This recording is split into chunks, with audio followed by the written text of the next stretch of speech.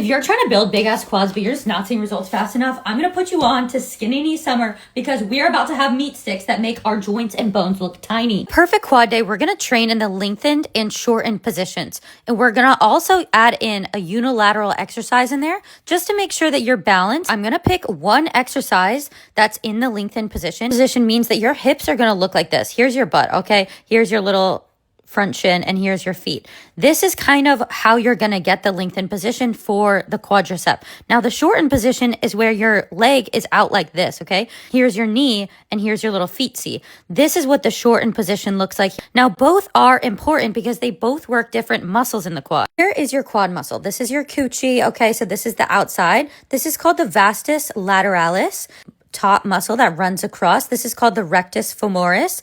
And then the little part that's commonly referred to as the teardrop is called the vastus medialis. Now, we do have the vastus intermedius, but that's not visible, so don't worry about it for right now. The reason we went over these things, I'm actually going to leave this here for reference, is because each of these muscles is responsible for a different thing. So vastus lateralis, knee extension, vastus medialis, knee extension plus knee stabilization, vastus intermedius, knee extension, rectus femoris is responsible for knee extension and hip flexion. Now, if you don't know what the fuck these all right, because I drew pics. So knee extension, basically if your calf is moving further away from your hamstrings, that's knee extension. If your calf is moving closer to your hamstrings, that's knee flexion.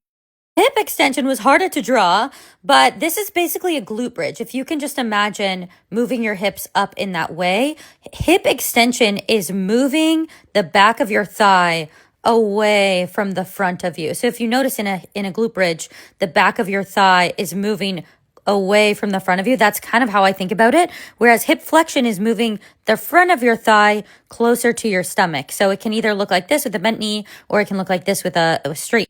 The reason I'm explaining this to you is because different exercises will work different parts of your quad more. And if you really want to shape your quads in the way that you desire, you need to understand which exercises to do to build which muscles in your quad.